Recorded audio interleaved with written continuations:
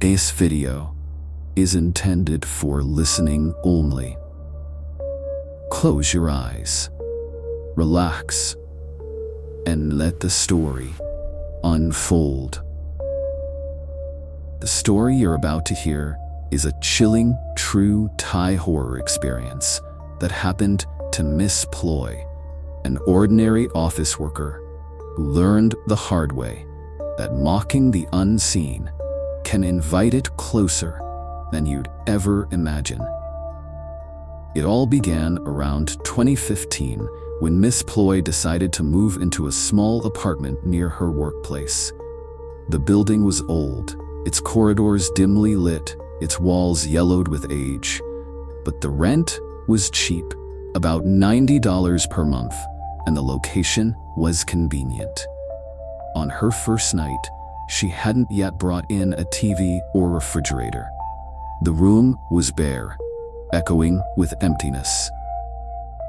To make the task less lonely, she invited 3 close friends to help her move and clean. By the evening, the group decided to celebrate their hard work with drinks and laughter. The flickering fluorescent light cast pale shadows across the walls as they talked, the air filled with the scent of cheap soju and instant noodles. As the night deepened past midnight, their conversation took a dark turn. The laughter faded into whispers as someone brought up ghost stories. One by one, they shared their eerie experiences, until it was Miss Ploy's turn. Loosened by alcohol, she began recounting a story from her childhood, nearly 20 years earlier. Back then, her father, a government officer, had been transferred to Nakhon Sawan province. Family moved into a small, rural village surrounded by thick forests and silence. What struck her most was how the village changed when the sun set. Around 6 p.m., life seemed to shut down. Shops closed abruptly, doors slammed shut, and the streets turned desolate. It was as if everyone vanished into their homes. When she asked why, her mother explained the rule everyone obeyed without question. No one must leave the house or speak of spirits after sunset. They believed the village was home to restless spirits, wandering entities who would come if their names were spoken. Especially the Bob, a malevolent spirit that fed on life force. Speaking of it, even in jest, was considered an invitation. When Miss Ploy finished telling her childhood tale, one of her friends nervously warned, "You shouldn't talk about that. They say they can hear you." Miss Ploy laughed and scoffed. "We're in Bangkok, not some haunted countryside. How could they possibly know?" she said mockingly. That, as she would later learn, was the moment she opened the door.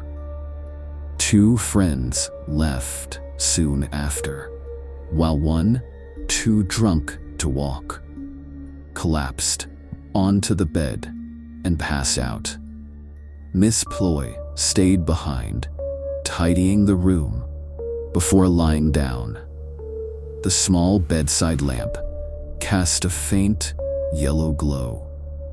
She closed her eyes, trying to shake off the unease. Then she heard it. A laugh. Soft, distant at first. Old, female. The sound wavered in the still air, slipping through the faint rhythm of rain tapping against the window. She froze. The laugh grew louder, closer. Its tone was strange, not cruel, but amused, Gleeful. Slowly, Miss Ploy turned her head toward the balcony.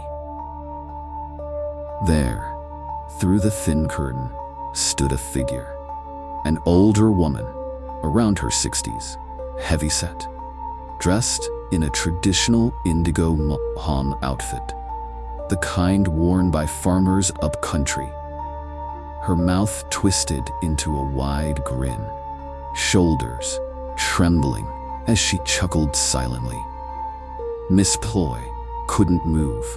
Her heart pounded as she realized the woman wasn't outside the balcony anymore. She was inside. The next moment, Miss Ploy sensed a pressure, a dense, invisible force pushing down on her chest. Her breath hitched.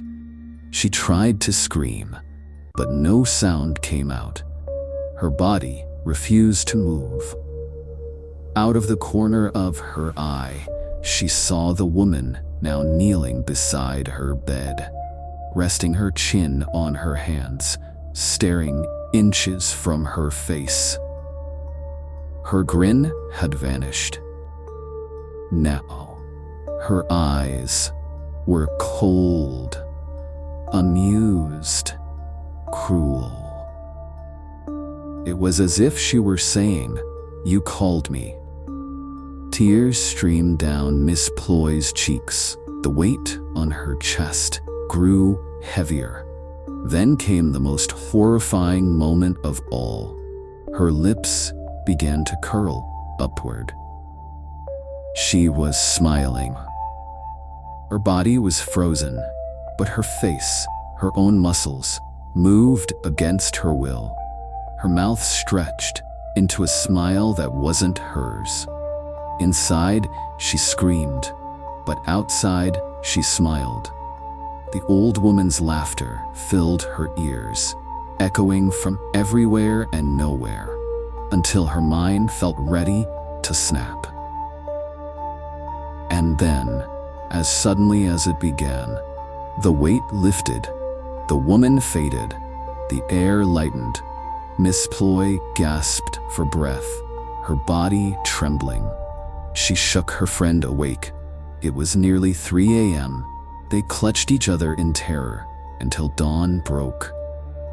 At sunrise, they ran to the nearest temple. Without offerings or preparation, they knelt before the first monk they found. The monk looked at her and asked, "What did you talk about last night?" When she told him everything, he nodded solemnly. "You didn't just speak of them," he said. "You mocked them. Your words called to them." Miss Ploy made offerings and prayers, but peace never truly returned. Even years later, she still dreams of the woman in the moham dress, sometimes standing, sometimes laughing, sometimes just watching. And when she forgets, when she jokes about ghosts again, she wakes to find her smiling in her sleep. Sometimes, the woman brings others. An old man. A child. They just stand there in the corner of her room, watching, reminding her of one thing: don't mock the dead. If you enjoyed this true Thai horror story, subscribe to Tale After Dark for more chilling tales every week.